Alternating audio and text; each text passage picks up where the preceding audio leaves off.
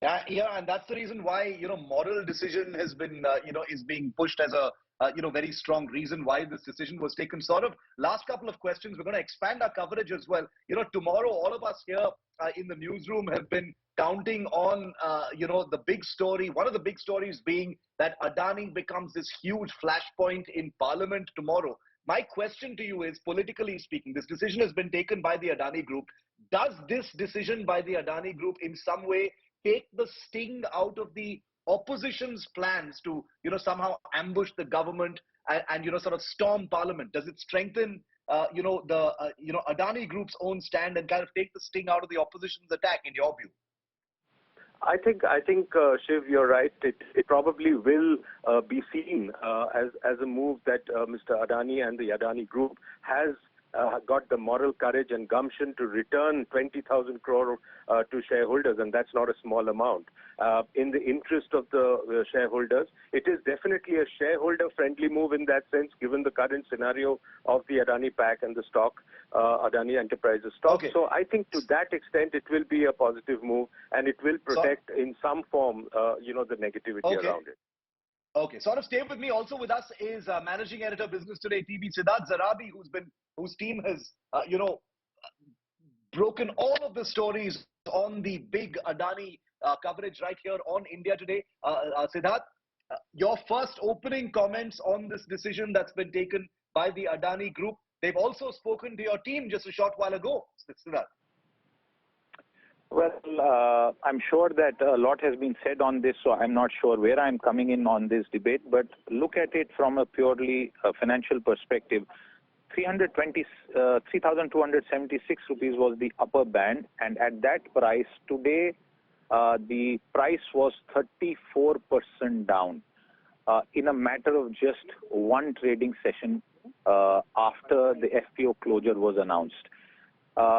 What the Adani Group has done is to try and restore and rebuild trust from a wider public markets perspective, because it is absolutely unprecedented that you buy something for, let's say, 3,500 rupees on one day, and the next day you suffer a 34-35%, one-third plus erosion on the value of your investment. And like this point that has been said and said several times, it was ultimately high net worth individual, family offices, a large Gulf fund that had come in and pitched in and helped ensure that the FPO of 20,000 crore was raised. Retail investors had given it a go by.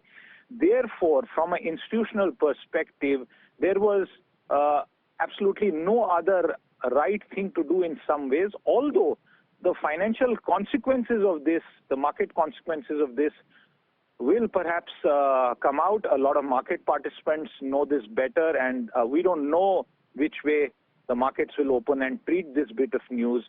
But purely from a financial perspective, with this kind of erosion on an investment pretty much overnight, something had to happen. I think what Mr. Adani has done is he stepped up and said, okay, I'm taking this hit. I have taken a very significant hit over the last few days. This is one more, but it at least ensures that group credibility from a financial point of view will remain. But I must also add one point. I'm sure the investors themselves must have wondered and asked this question, perhaps, of Adani Enterprises itself, that hey, listen, we are also entities answerable to our shareholders, and they will ask us questions as to why there's been more than a one-third erosion in value pretty much overnight.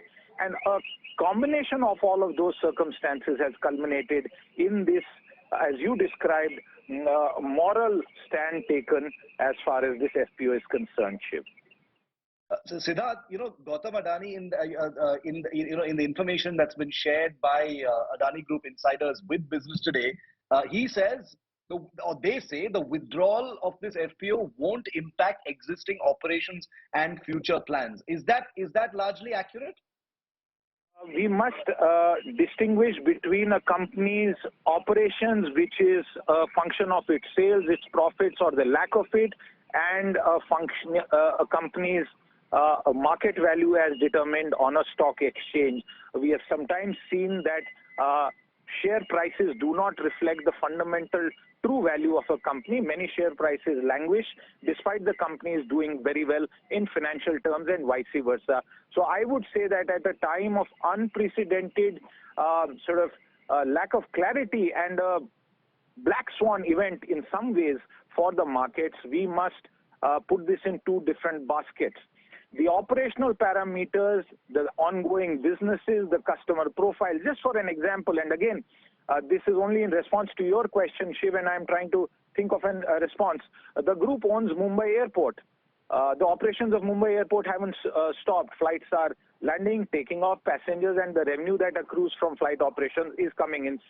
Similarly for their power business, and I can go on. So I would say that we must tread on this very, very carefully. Share prices may or may not always reflect the fundamental value of a stock, but a business and its operations are to be determined on separate parameters, Shiv. Okay.